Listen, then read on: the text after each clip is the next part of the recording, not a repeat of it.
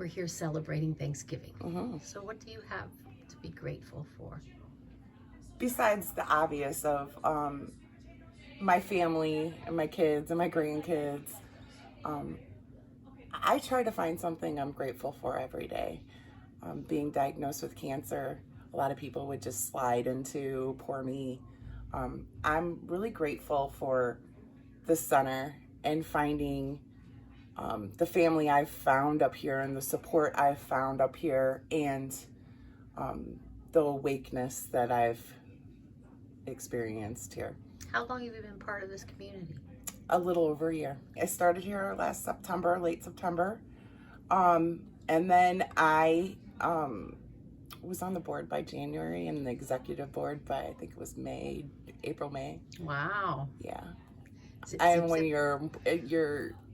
when you believe in something so much and the things that they do, the fact that it's a nonprofit really creates a different environment. Can you tell me more about that? The nonprofit? Mm-hmm. How the environment is different. I think that might be important. I think that the energy, because it's a nonprofit, is just so much more different because they're not out to make the money. They're not out for a profit. So when you take the money out of it, it's just people wanting to support people. And that makes a big difference, I think. And you think about it, that whole money, greed, power thing, I guess that's not part of the equation. Nope. You don't walk through a store to go to a class. There's no connotation about buy this for the class. Usually a class, the materials are included. Classes are very reasonable priced. So I'm going to ask you something else. Okay. So tell me, how do you feel you've contributed to this community? What do we have to be grateful for to you? For me? I think that I'm a great person to help make people feel welcome. That's what I've been told, at least. I always listen to people. I always want to support people. Doesn't matter who you are. I'd probably go to the ends of the earth for you. The stranger on the street. Yeah, you give that vibe. Yeah.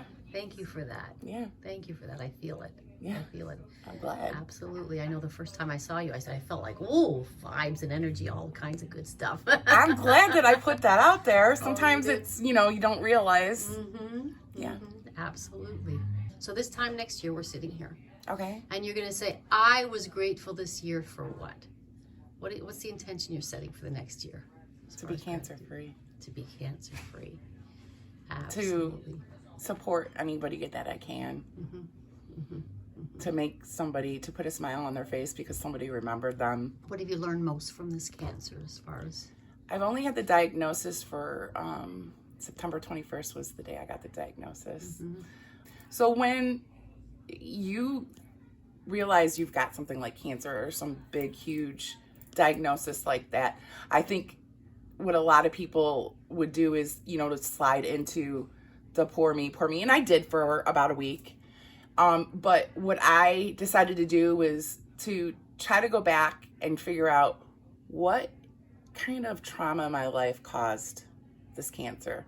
And I've been working at it from a different kind of way. So not only can I heal through the medical part, but heal from the emotional part that most likely brought it on. So hitting it at the core. Yes. Wow. Because we can put Band-Aids all we want on things. I don't want the remission. No.